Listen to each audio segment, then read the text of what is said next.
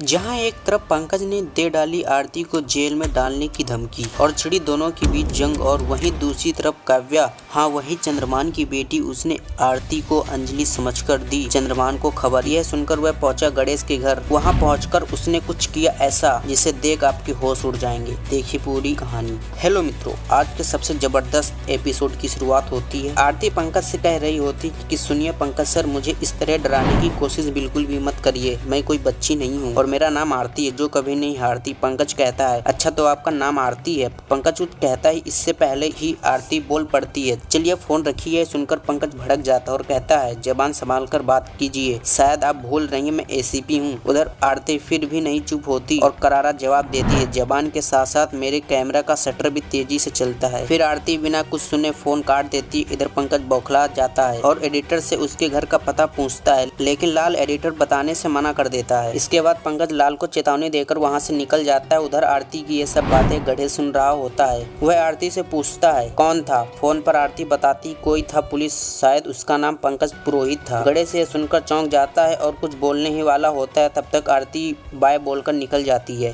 दोस्तों अब पंकज आरती के साथ कुछ ऐसा करने वाला है जिसे देख आपके पैरों तले जमीन खिसक जाएगी। देखिए आगे वीडियो में। दूसरी तरफ आरती को वेद का कॉल आता है। वेद बताता है कि मैं दिल्ली आ रहा हूँ तुमसे मिलने। आरती खुश होती है। वेद आरती से पूछता है कि तुम काम क्या करती हो। आरती कहती है मैं रिपोर्टर हूँ, और आरती वेद से पूछती है तुम क्या काम करते हो। वेद जवाब देता है कि मेरे घर वालों का बिजनेस है, मैं वही वर्क करता हूँ। और तभी कहानी में आता है ट्विस्ट। एक तरफ जहाँ आरती फोन पर बात कर रही है, वहीं दूसरी तरफ काव्या जो कि चंद्रमान की बेटी है, वह कार से उतरती है। बाहर आते ही वह शॉक्ड हो जाती है। वह आरती को देखकर सोचती है कि ये अंजलि है और वो अंजलि को याद करती है। वह यह खबर चंद्रमान को दे देती है और बताती कि मैंने अंजलि को देखा है, वह मेरे सामने खड़ी है। चंद्रमान कहता है ऐसा नहीं हो सकता, तुम्हें कोई गलतफहमी हो रही है, वो अंजलि नहीं होगी क्योंकि उसको तो हम लोगों ने अपाहिज बना दिया था। काव्या इस पर कहती है नहीं मुझे कोई आंखों का धोखा नहीं है, वो अंजलि ही है और पहले से ज्यादा जवान है। वो फोन पर किसी से बात कर रही है। चंद्रमान को यकीन नहीं होता है। वह काव्या से फोटो खींच के भेजने को कहता है। काव्या जैसे ही फोटो क्लिक करने के लिए कैमरा ओपन करती है तो वहाँ अंजलि मतलब आरती को नहीं पाती है। वह चौंक जाती है और चंद्रमान को कॉल करके बताती कि वह यहाँ से कहीं चली गई है।